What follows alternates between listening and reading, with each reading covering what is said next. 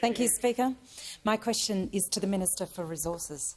How will the National Reconstruction Fund create jobs in the critical mineral sector? Give the call to the Minister for Resources and the Minister for Northern Australia.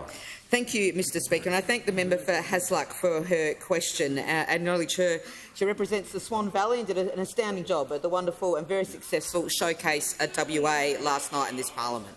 Mr Speaker, as you'll be aware, and as many people here would be aware, thousands and millions of years of geological activity has made Australia an offer we cannot refuse. It has provided us with the minerals and the metals needed to secure the Earth's future and our own. Our critical minerals are essential for net zero technology, including electric vehicles, wind turbines, battery storage and, of course, everyday products that we use all the time, including mobile devices and laptops and other things. And as I have said before, the road to net zero runs through the Australian resources sector. To get to net zero, we will need more mining, not less.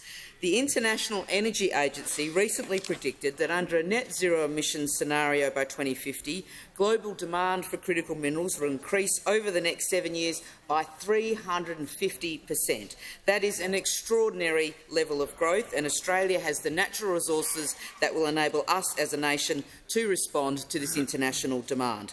We are the world's largest producer of lithium, the third largest producer of cobalt and the fourth largest producer of rare earth elements.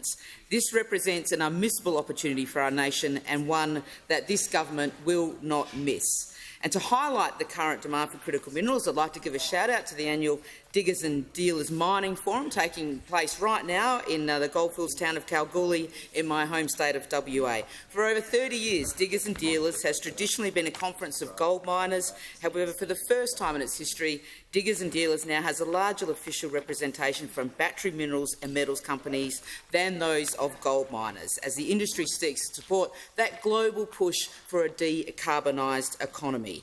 And the push for this onshore processing is part of the drive of that increased presence at Diggers and Dealers.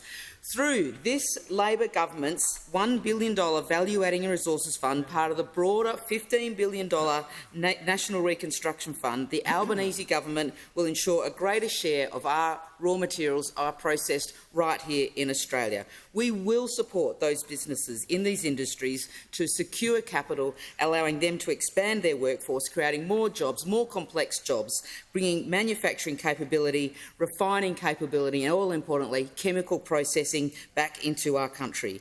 The critical mineral story of Australia will be one of expanded mining operations and, very importantly, that high-level chemical processing. And we will use our own resources to do it. We mined it here, we should make it here, and the Labor government will make sure that happens.